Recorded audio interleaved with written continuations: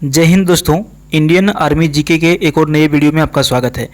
दोस्तों, हम लोग वीडियो स्टार्ट करने से पहले आपको बता दें कि अगर यदि अभी तक आपने आर्मी का यानी कि अब इसका नाम चेंज होकर के हो गया है अग्निवीर, इसका फार्म अभी तक आपने नहीं भरा है तो भर लीजिएगा। लगभग हर जगह जो है ऑनलाइन रजिस्ट्रेशन होना स्टार्ट हो गया है, आपके भी एरिया में स्टार्ट हो गया होगा। तो आप इसका ऑफिशियल वेबसाइट पर जा करके देख लीजिएगा कहाँ कहाँ भरा रहा है, हर जगह आपको इसका डेटा मिल जाएगा। ठीक है, तो चलिए हम आपको बता देते हैं कि इसमें जो है हम लोग जीके के जो है 15 इंपॉर्टेंट प्रश्न को करेंगे। आपको बता देते हैं कि आपको ये टैग पाने के लिए फिजिकल के साथ साथ रिटन एग्जाम का भी तैयारी करना होगा, क्योंकि आप फिजिकल निकाल लेते हैं उसके बाद आपका रिटन एग्जाम होता है जिसमें से 50 प्रश्न पूछे जाते हैं और ये टोटल 100 नंबर के इसमें परीक्षा होते हैं। ठीक है, तो ये 50 प्रश्न में से आपका जीके के भी 15 प्रश्न आते हैं, ध्यान रखिएगा। और इसमें से आपको हम टारगेट दे रहे हैं 8 का सही आंसर करने का। ठीक है, अगर यदि आपका 8 ना भी हो सही तो कोई दिक्कत नहीं है, हड़बड़ाने की बात नहीं है, आपको थोड़ा सा ध्यान देना है। ठीक है, तो उम्मीद करते हैं आप इस वीडियो के अंत तक बने रहिएगा। ठीक है, तो देखिए आपको हम बता दें कि ये हमारा वीडियो नंबर 48 है। ठीक है, कितना है 48 अभी तक हम लोगों ने आज के वीडियो में हम लोग देखेंगे। 47 हम लोगों ने कंप्लीट कर लिया है, आपने नहीं किया है तो आप उसको ज़रूर देख लीजिएगा। ठीक है, यहाँ पे आपको डिस्क्रिप्शन बॉक्स में इसका पिछला वीडियो का लिंक मिल जाएगा यानी कि 47 का। ठीक है, तो आपको हम बता देते हैं कि ये जो सारे प्रश्न हैं, ये जो सारे प्रश्न हैं सारे इम्पोर्टेंट हैं और आपको वीडियो के अंत तक बने रहना है। देखिए, परीक्षा किसी भी चीज़ का हो, लगभग में सभी में जीके एक ही तरह के प्रश्न पूछे जाते हैं, इसलिए किसी भी तरह की परीक्षा की तैयारी कर रहे हैं तो आप वीडियो के अंत तक बने रहिए। तो हम लोग स्टार्ट करते हैं पहला प्रश्न से। देखिए, सौर मंडल में कुल कितने ग्रह हैं? बहुत ज़्यादा इंपॉर्टेंट प्रश्न है। हालांकि किन्हीं के लिए ये प्रश्न आसान होगा लेकिन किन्हीं के लिए भारी होगा, तो इसमें इसी तरह के प्रश्न मिलेंगे। थोड़ा इजी लेवल के और थोड़ा टफ लेवल के भी प्रश्न आपको इसमें देखने के लिए मिल सकते हैं। ठीक है, तो देखिए कुल ग्रहों की संख्या की यदि हम बात करें हमारे सौरमंडल में तो सही उत्तर हो जाएगा आपका ऑप्शन डी, 8 गो ग्रह है हमारा सौरमंडल में। ठीक है, चलिए नेक्स्ट क्वेश्चन देखिए, किस ग्रह के चारों ओर परिक्रमा करने पर किस ग्रह के चारों ओर परिक्रमा करने वाले छोटे आकाशीय पिंड को क्या कहा जाता है? देखिए, कोई एक ग्रह है, ठीक है, यानी कि किसी ग्रह के कोई एक ग्रह है जिसके चारों ओर जो परिक्रमा करता है, कोई एक छोटा ग्रह जो होता है, आकाशीय पिंड जो होता है, उसको क्या कहा जाता है? तो राइट आंसर हो जाएगा ऑप्शन सी, उपग्रह कहा जाता है। ठीक है, चलिए नेक्स्ट क्वेश्चन देखिए, 3 नंबर प्रश्न आपका है कि वायुमंडल में सर्वाधिक कौन सी गैस मिलती है? सबसे अधिक वायुमंडल में जो गैस हम लोगों को मिलता है वो मिलता है नाइट्रोजन। सही उत्तर ऑप्शन ये हो जाएगा, नाइट्रोजन जो है वायुमंडल में सबसे अधिक मिलता है। आपका अगला प्रश्न है, विश्व में सर्वाधिक वर्षा किस स्थान पर होता है? तो देखिए, पूरे विश्व में सबसे अधिक वर्षा होने वाला जो स्थान है वो है आपका मासिनराम। सही उत्तर ऑप्शन ये हो जाएगा। और ये कहाँ पर है? तो ये आपको बता दें कि ये हमारा भारत में ही है, पूरे विश्व में सबसे अधिक वर्षा मासिनराम में ही होता है। ठीक है, देखिए नेक्स्ट क्वेश्चन आपका है, विश्व का सर्वाधिक शुष्क स्थल कौन सा है? तो सबसे अधिक शुष्क स्थल जो है पूरे विश्व का वो है हमारा अटाकामा। ठीक है, ये जो अटाकामा है ये विश्व का सर्वाधिक शुष्क स्थल में शामिल है। नेक्स्ट क्वेश्चन आपका है, विश्व की सबसे बड़ी मीठे जल का झील जो है वो कौन सा झील है? तो सही उत्तर आपका होगा ऑप्शन ये, सुपीरियर झील।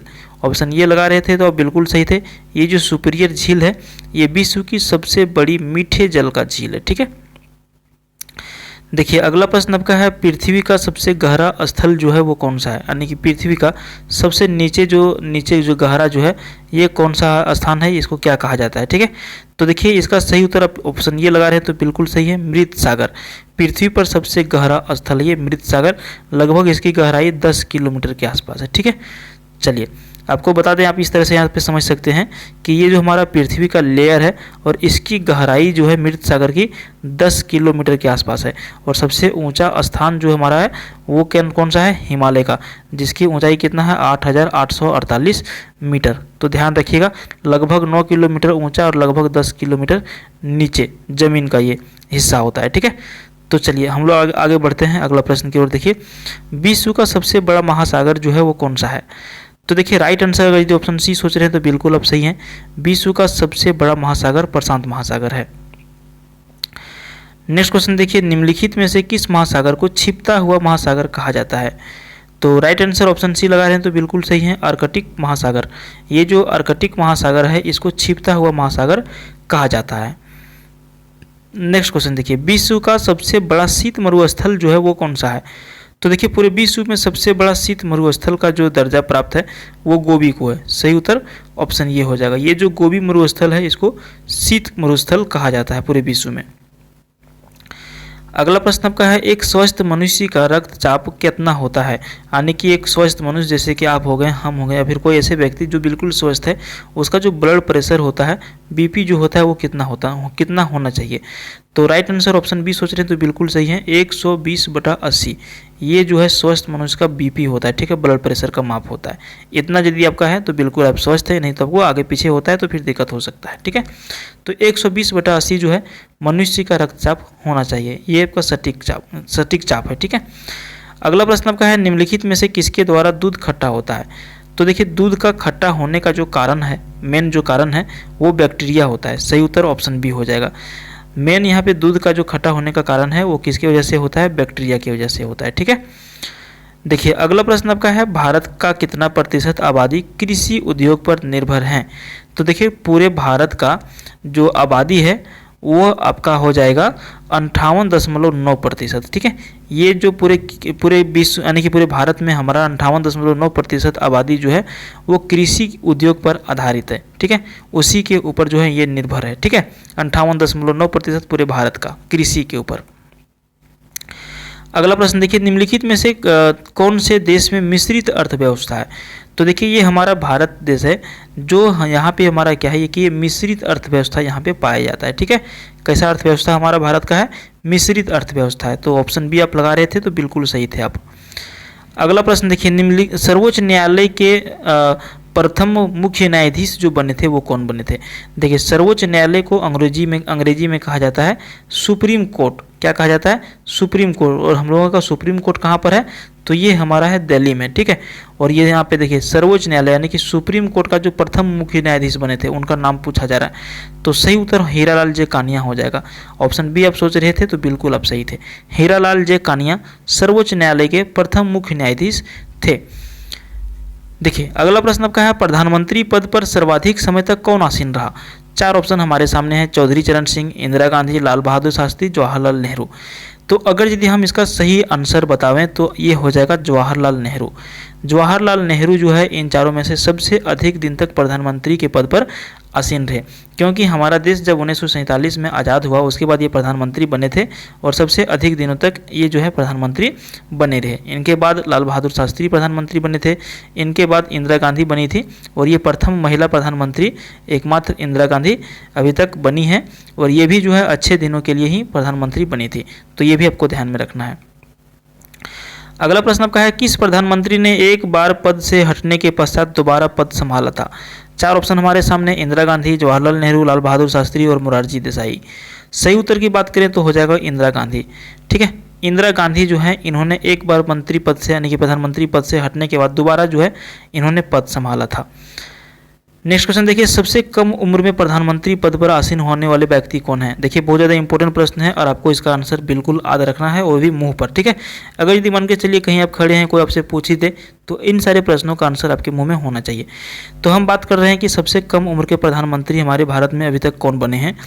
तो सही उत्तर आपका हो जाएगा ऑप्शन ये, राजीव गांधी। राजीव गांधी जो हैं ये सबसे कम उम्र के प्रधानमंत्री बने थे, लगभग 40 साल की उम्र में ये प्रधानमंत्री बन गए थे, ठीक है।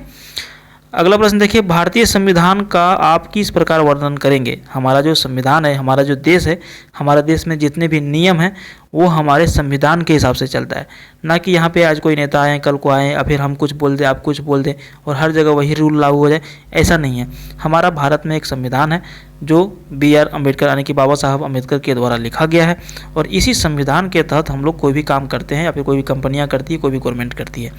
तो अगर यदि हम अपने संविधान को वर्णन करें तो हम इसको इस तरह से वर्णन कर सकते हैं कि ये जो है विश्व के सबसे विस्तृत संविधान में से एक है। पूरे विश्व में जितने भी देश हैं सबसे विस्तृत यानी कि सबसे बढ़िया सबसे सटीक संविधान हमारा भारत देश का है। तो हमारा आंसर हो जाएगा ऑप्शन सी, ठीक है। देखिए अगला प्रश्न आपका आता है, हड़प्पा सभ्यता की खोज किसने की थी? हड़प्पा सभ्यता आपने हिस्ट्री में पढ़ा होगा, ठीक है। और हड़प्पा सभ्यता की खोज करने का जो श्रेय जाता है वो जाता है दयाराम साहनी को। सही उत्तर ऑप्शन ए के साथ चला जाएगा। तो इस वीडियो में इतना ही। उम्मीद करते हैं हमारा ये वीडियो आपको पसंद आया होगा। पसंद आया तो वीडियो को आप लाइक करिए, चैनल को सब्सक्राइब करिए। इसमें रोज़ जो है आपको जीके के कोई ना कोई नया वीडियो देखने के लिए ज़रूर मिलेंगे। ठीक है, मिक्स जीके हो गया, जीके हो गया, जनरल साइंस हो गया, टॉपिक वाइज स्टडी हो गया, सारे कुछ इस प्रश्न में यानी कि इस चैनल पर आपको मिलते रहेंगे।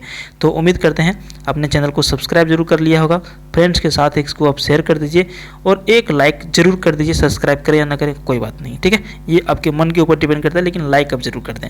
चलिए मिलते हैं फिर किसी दूसरे वीडियो में। थैंक यू, जय हिंद, जय भारत।